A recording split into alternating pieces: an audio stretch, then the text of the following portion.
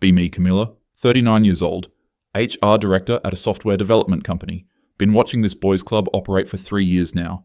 Time to show everyone what true equality looks like. Sitting in my corner office Monday morning, reviewing personnel files. Same story everywhere I look. Men getting promoted faster, getting better projects, higher salaries. The data doesn't lie, even if everyone pretends it does. CEO keeps talking about merit-based decisions.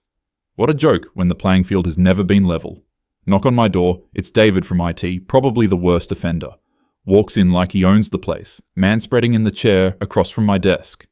Camilla, I heard there might be some restructuring happening. Wanted to get ahead of any rumors. Perfect opportunity. Actually, David, I'm glad you came by. We need to have a serious conversation about your performance metrics. Watch his face change as I pull out his file.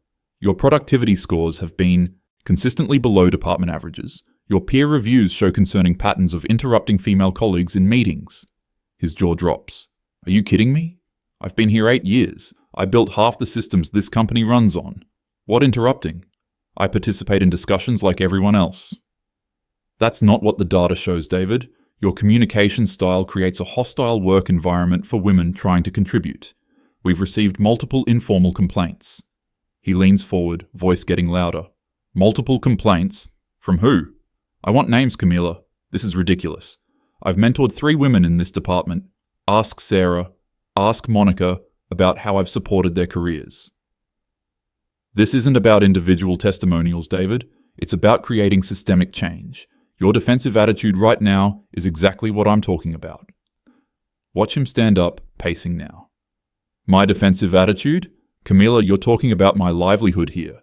8 years of my life. I have a mortgage, kids in college. You can't just decide my communication style doesn't fit your vision. I'm not deciding anything arbitrarily. This is based on comprehensive analysis of workplace dynamics and productivity optimization. He stops pacing, stares at me. Camilla, listen to yourself. You're using corporate buzzwords to justify something that makes no sense. You know my work quality. You've seen my project completions, my innovation metrics. Innovation metrics that consistently show male-dominated thinking patterns, David. We need fresh perspectives, diverse approaches to problem solving. His face is getting red now. Male-dominated thinking patterns? What does that even mean? Code either works or it doesn't. Servers either stay up or they don't. This isn't philosophy class, Camilla. Everything is connected to larger power structures, David. Your inability to see that is part of the problem. He sits back down heavily. Camilla, I'm begging you to think about what you're doing here. I know we haven't always seen eye to eye on some policies, but I've been loyal to this company. I've worked weekends, holidays, pulled all-nighters during crises. And that kind of unsustainable work culture is exactly what we're trying to change. Women bring better work-life balance perspectives. Better work-life balance? Camilla, when the servers crashed last Christmas and I spent 36 hours straight getting everything back online, was that toxic masculinity, or was that saving the company hundreds of thousands in lost revenue? Getting tired of his emotional manipulation. We'll be transitioning your responsibilities to Amanda over the next 2 weeks. She has fresh eyes and won't be bound by legacy thinking. He stands up again, voice rising. Amanda has been here 6 months. She's talented, but she doesn't know the architecture, the client relationships, the vendor contracts. Camilla, this is insane. Your tone is becoming inappropriate. David. My tone? Camilla, you're destroying people's lives. You're making decisions that will hurt real families based on some ideological crusade. I need you to lower your voice, or we'll have to involve security. He takes a deep breath, tries to compose himself. Camilla, please. I'm asking you human to human, what can I do to address whatever concerns you have? Training, coaching, whatever it takes. Don't throw away 8 years over politics. This isn't political, David. This is about creating an equitable workplace where everyone can thrive. And how is firing half the workforce creating equity? How is that helping anyone thrive? Sometimes you have to break things down to build them back better. He looks at me for a long moment. You really believe this, don't you? You actually think you're the hero in this story. I think I'm doing what needs to be done. He shakes his head, walks toward the door. Camilla, when this all falls apart, and it will fall apart, I hope you remember this conversation. I hope you remember that people tried to warn you. Have a good rest of your day, David. Door closes behind him. Finally, some peace to plan the next phase. 2 weeks later, David's gone. Amanda is settling in, well, asking good questions. Next up is the sales department. Kevin has been here longest, probably expects some kind of loyalty. Call him into my office Thursday afternoon. Kevin, thanks for coming by. I wanted to discuss some organizational changes in your department. He sits down, already suspicious. What kind of changes, Camilla? We're restructuring the sales approach to be more collaborative and less aggressive, moving away from the traditional competitive model. The competitive model that's brought in 60% of our revenue for the past 5 years? Revenue that's built on unsustainable relationship patterns, Kevin. We're looking at long-term client partnerships, not short-term conquest mentalities. He laughs, but not in a good way. Conquest mentalities? Camilla, I build relationships with clients. I solve their problems. I understand their needs. That's not conquest. That's service. The language you use, the approaches you take, they reinforce hierarchical power dynamics that many clients find off-putting. Which clients, Camilla? Show me one client complaint about my approach. One. Here we go with the demands for evidence. This isn't about individual complaints, Kevin. It's about systemic improvement. Systemic improvement? Camilla, my client retention rate is 93%. My deals close faster than department average. I've brought in 14 new accounts this year alone. And how many of those accounts specifically requested to work with women? How many? What? Camilla, clients care about results. They care about understanding their business needs and delivering solutions. That's a very narrow view of what clients value, Kevin. He leans back in his chair. Camilla, help me understand something. Are you saying my 5 years of consistently exceeding targets means nothing because of my gender? I'm saying your approach represents a style of business relationship that we're evolving past. Evolving past? Camilla, this is how business works. You build trust, you deliver value, you maintain relationships. Gender doesn't factor into it. Gender factors into everything, Kevin. Your inability to see that is part of why we need change. His voice is getting tighter. Camilla, I've worked my butt off for this company. I've missed family dinners, kids' soccer games, anniversaries to close deals. I've brought in millions in revenue. And that kind of work obsession creates toxic cultures that exclude women who need better balance. Better balance? Camilla, I'm not excluding anyone. Linda on my team outsells me some quarters. Rachel brought in our biggest client this year. I celebrate their success. Individual exceptions don't negate systemic patterns, Kevin. He stands up, starts pacing like David did. Systemic patterns? What patterns? Show me data, Camilla. Show me evidence. Don't just throw around theory.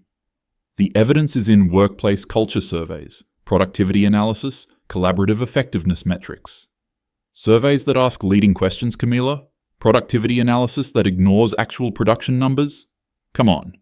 Getting frustrated with his resistance. Kevin, this decision isn't up for debate. We're moving in a different direction. He stops pacing, stares at me. You're firing me. We're concluding your employment to better align with organizational goals. You're firing me because I'm a man. I'm restructuring based on competency alignment and cultural fit. His hands are clenched now. Camilla, this is discrimination. Plain and simple. You can dress it up with whatever language you want, but you're firing successful employees based on their gender. I'm making strategic personnel decisions based on comprehensive analysis. Comprehensive analysis? Camilla, you've been here 3 years. I've been here 5. I know this business, these clients, these relationships. You're destroying something you don't understand. I understand perfectly well, Kevin.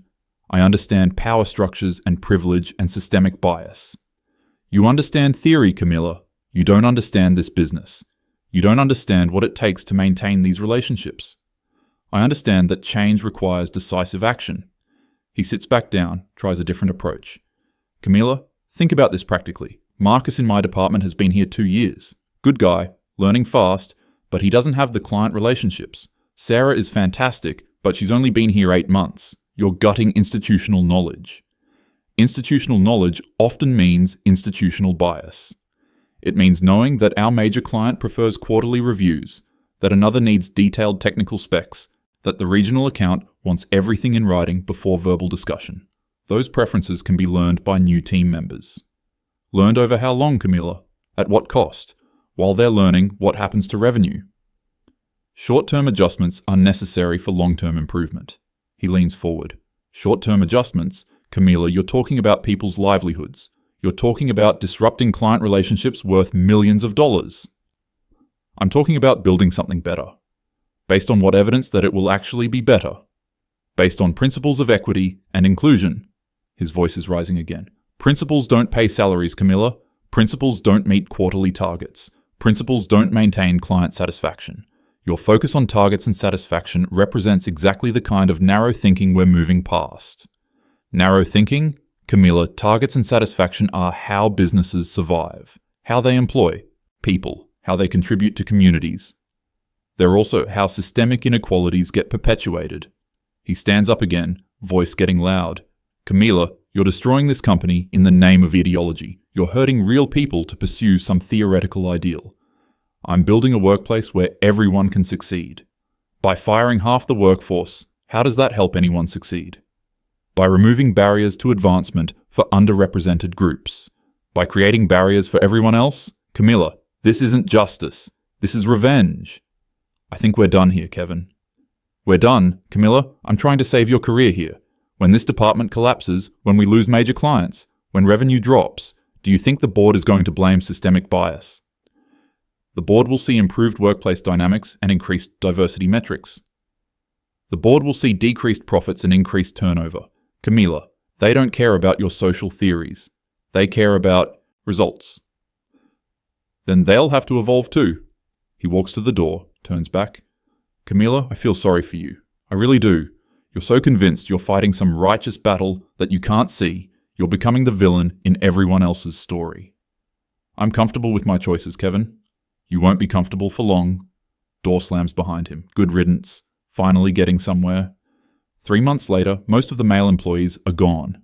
Amanda is struggling with the IT systems, but she'll learn. The new sales team is developing their own approaches. Some growing pains, but that's normal. CEO calls me into his office Monday morning. He looks tired, stressed. Camila, we need to talk about some concerning trends. If this is about the transition period, I've explained that change takes time. Camila, we lost 3 major clients last month.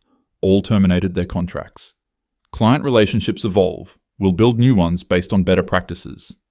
Better practices? Camila, these were $1 million accounts. One specifically said they were confused by communication breakdowns and project delays. Growing pains are inevitable when you're implementing systemic change. He pulls out a folder. Growing pains? Camila, our IT infrastructure has had more downtime in the past month than in the previous 2 years. David used to prevent these issues before they happened. Amanda is learning the systems. She brings fresh perspective to problem solving. Fresh perspective doesn't keep servers running, Camila. We had 6 hours of downtime last week that cost us thousands in lost productivity. Short-term costs for long-term benefits. What benefits? Show me one measurable improvement from these changes. Getting tired of everyone demanding proof. Workplace satisfaction surveys show improved morale among remaining staff.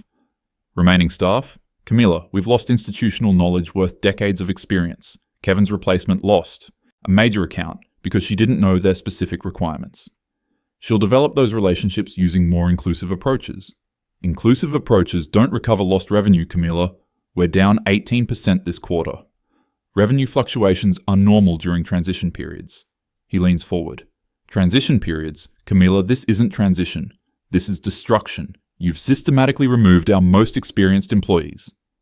I've removed employees whose approaches weren't aligned with modern workplace values.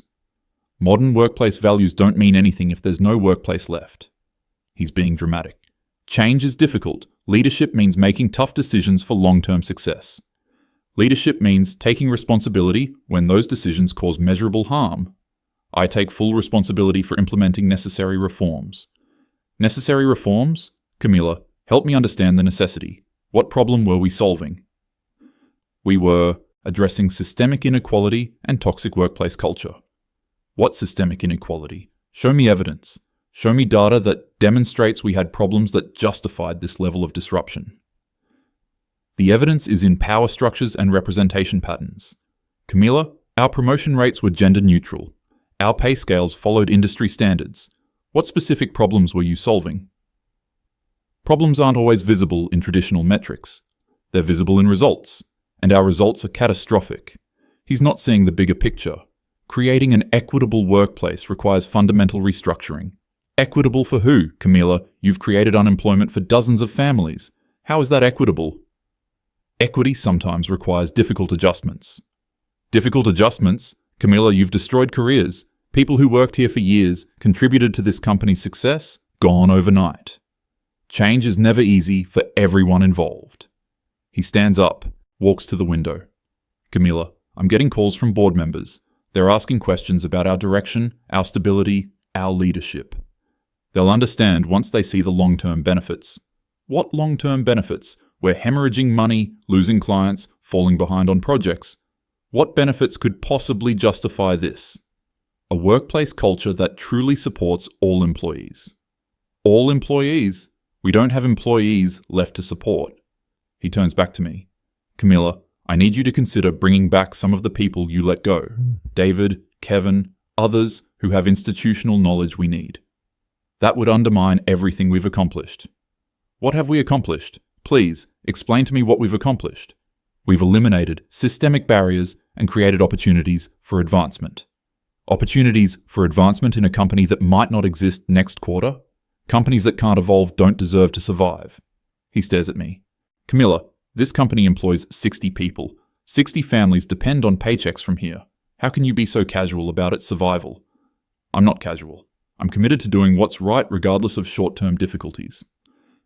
Short-term difficulties? Our biggest client just told me they're considering terminating their contract because of project delays and communication issues.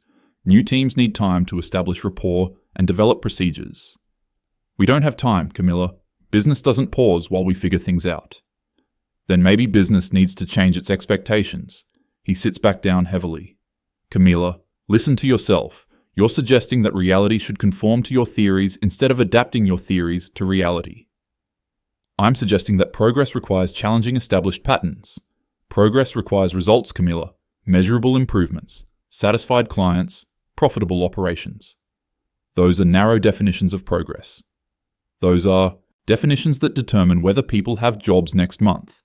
Getting frustrated with his resistance. If you're not committed to real change, maybe you're part of the problem. Long silence. Camilla, I want you to take the rest of the week to think carefully about what you're doing here. We'll meet again Monday to discuss your recommendations for moving forward. I don't need to think about anything. I know exactly what needs to be done. Then God help us all.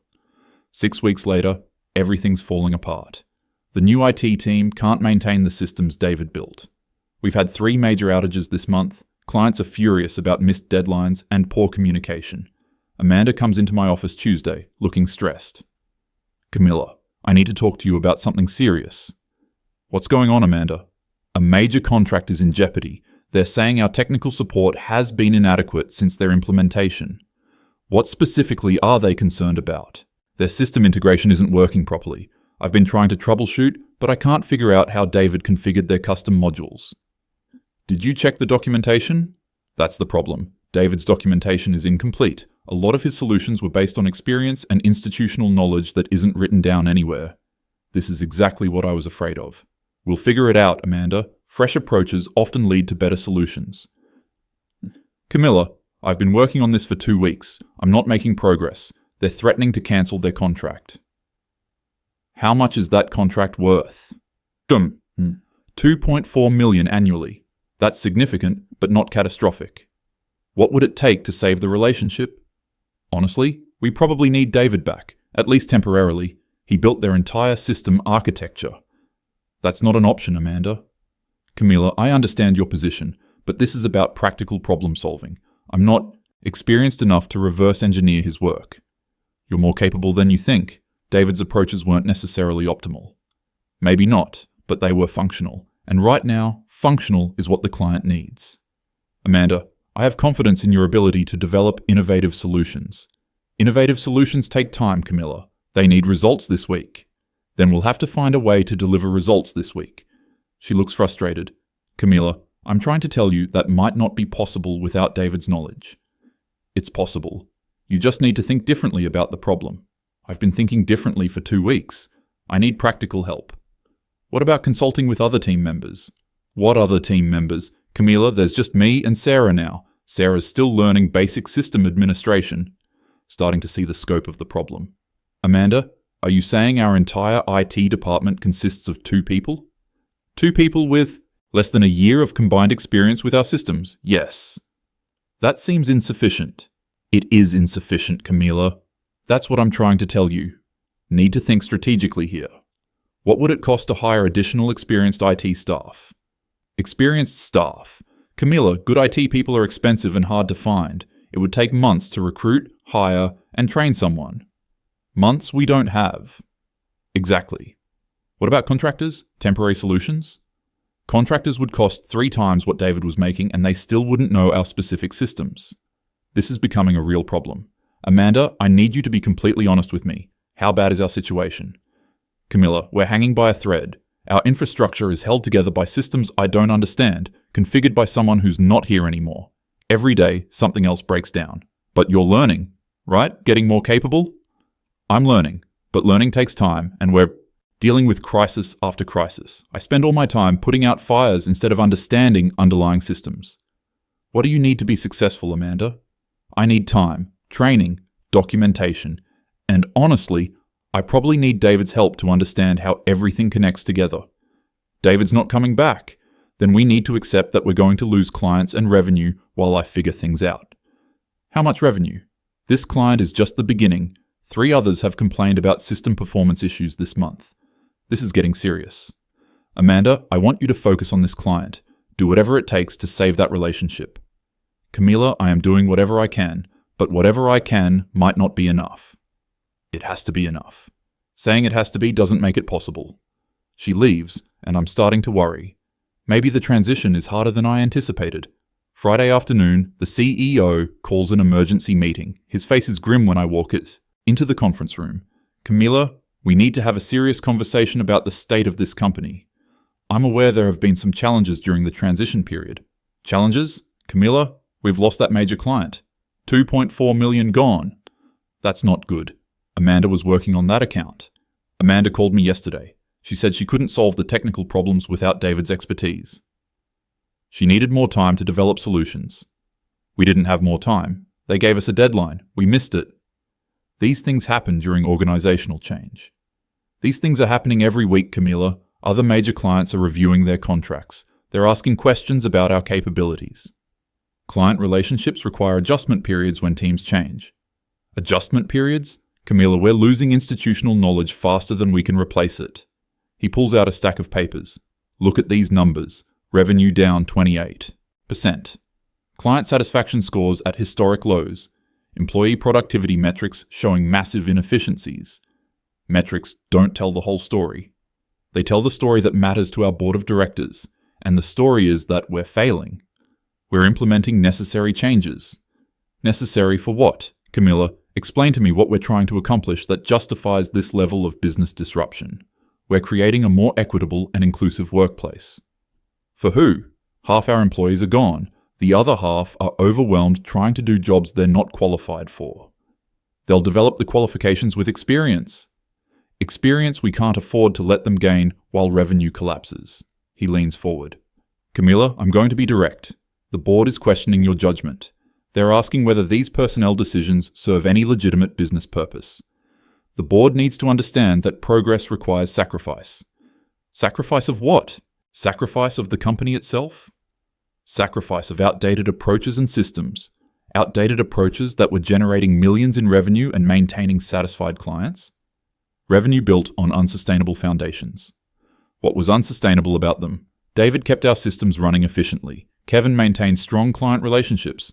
Marcus understood vendor contracts and industry connections.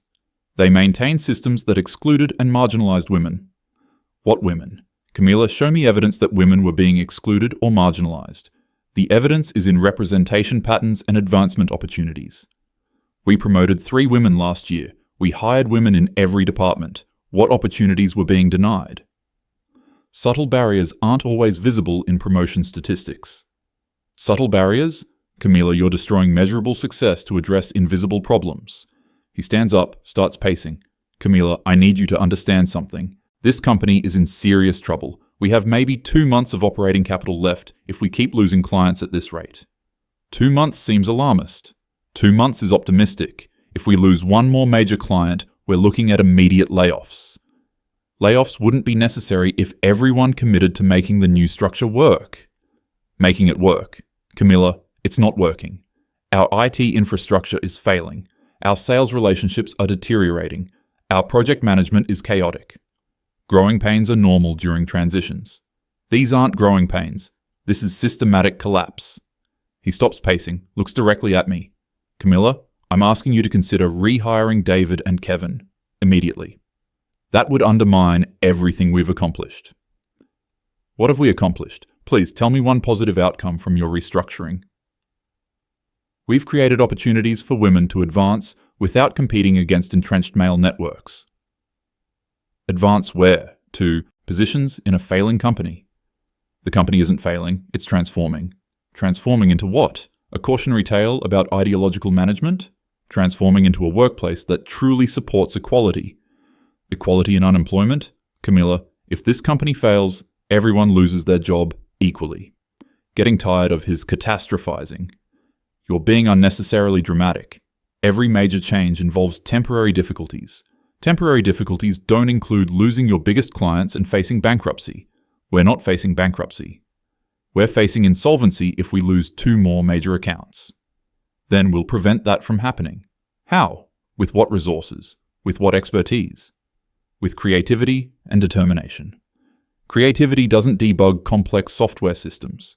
Determination doesn't maintain vendor relationships. New approaches can be more effective than old ones. Show me effectiveness, Camilla. Show me results.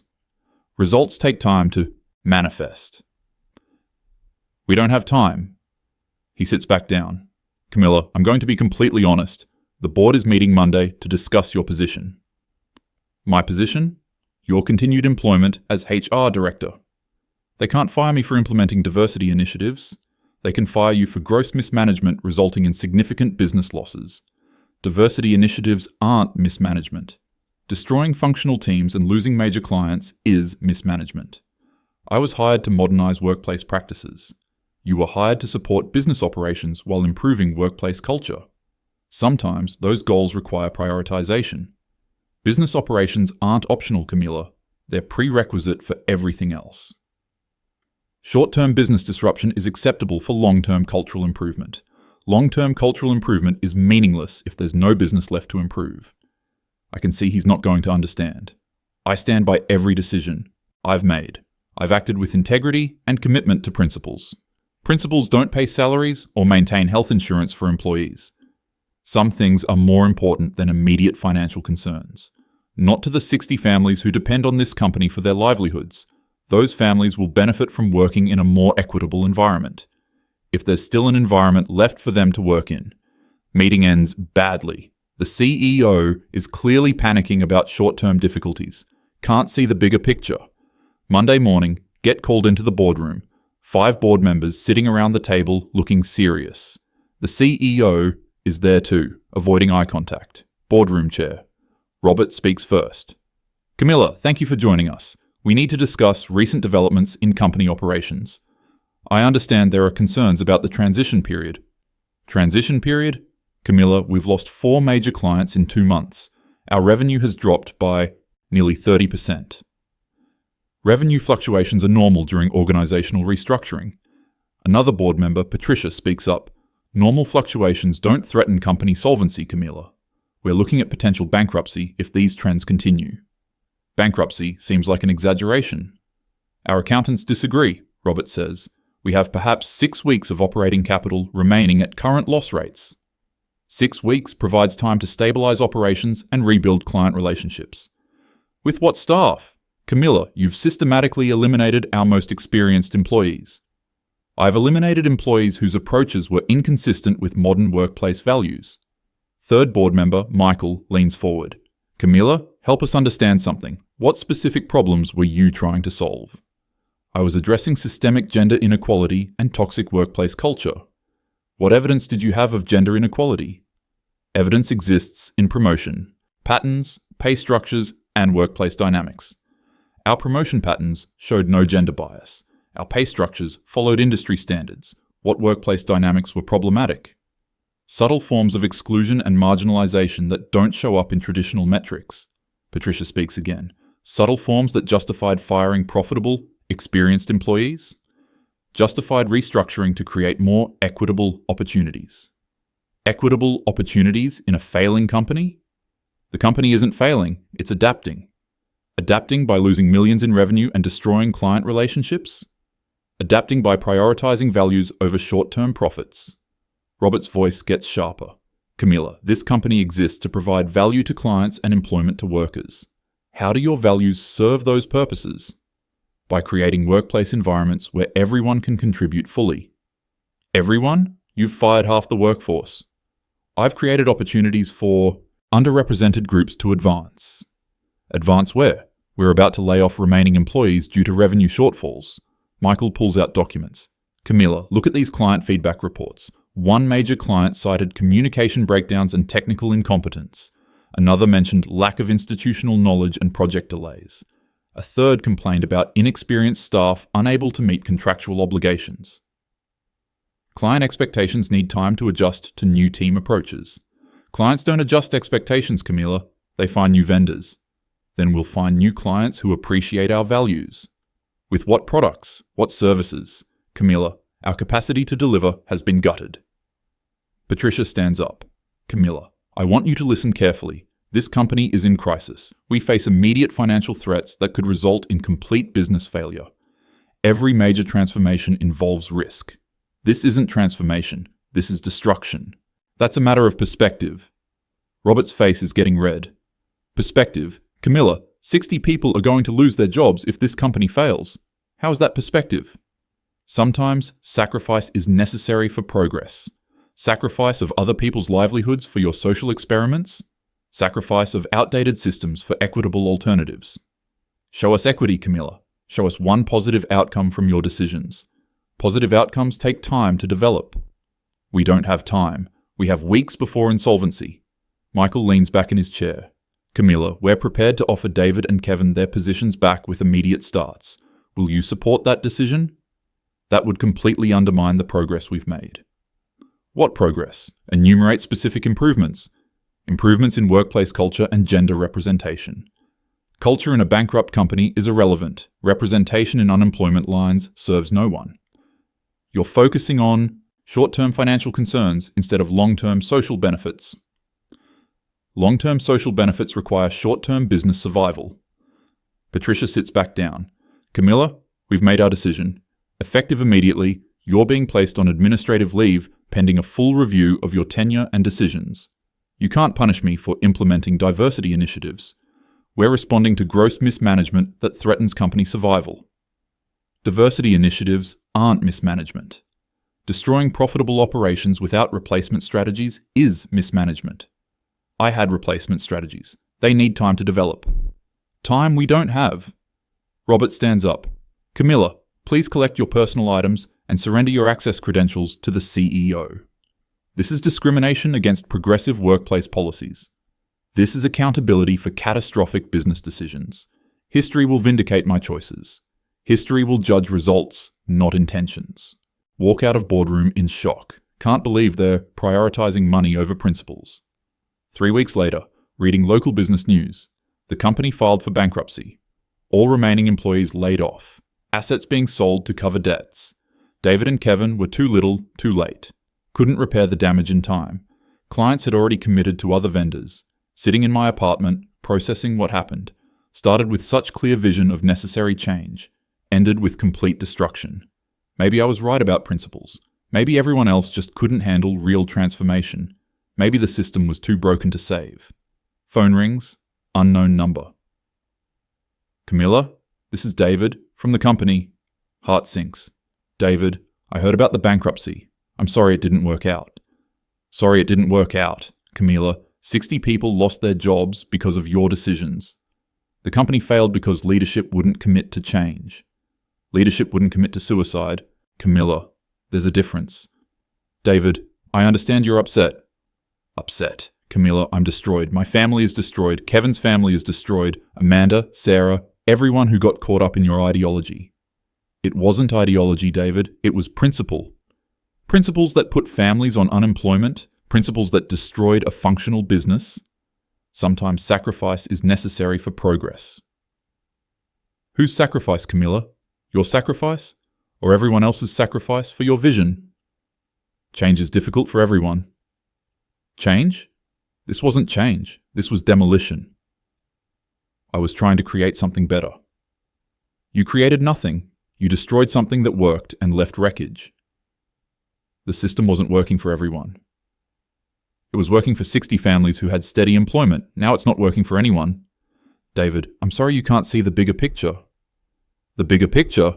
Camila, the picture is children wondering why daddy doesn't have a job anymore. The picture is families losing health insurance. The picture is real consequences for real people. Those consequences are temporary. Temporary? Camilla, some of us are in our mid-40s and 50s. Starting over isn't temporary. It's devastating. David, You never intended to think about consequences. You never intended to consider that your principles might be wrong. You never intended to take responsibility for the damage.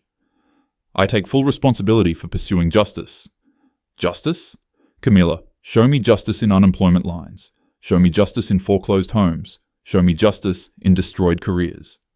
Sometimes, the right thing is the difficult thing. The right thing? Camilla, you convinced yourself that hurting people was righteous. That's not justice. That's fanaticism. I was committed to change. You were committed to your own moral superiority. Everyone else paid the price. Long pause. David, I'm sorry you feel that way. Sorry I feel that way? Camilla, I don't feel destroyed. I am destroyed. We all are. I hope things work out for you. Things don't work out, Camilla. People work things out. And you made that impossible for everyone. He hangs up, sitting alone now. Everything fell apart so quickly. Maybe I was ahead of my time. Maybe the world isn't ready for real change. Maybe sometimes you have to break things completely before rebuilding. But 60 people, 60 families, all those consequences I never meant to cause. Still believe in the principles. Still think the changes were necessary. But maybe the approach was too aggressive. Maybe timing matters more than I thought. Phone buzzes, text from Amanda. Camilla, I hope you're doing okay.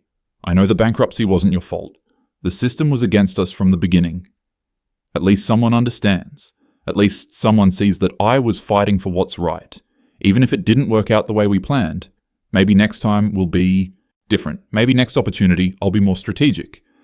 Gradual change instead of comprehensive transformation. But the principles remain sound. The vision was correct. Just need better execution. Close the business news article. Delete David's number from my phone. Time to move forward and find new opportunities to make real change. Somewhere out there is a company ready for transformation. Somewhere out there are leaders who understand that progress requires courage. Somewhere out there, the future is waiting to be built.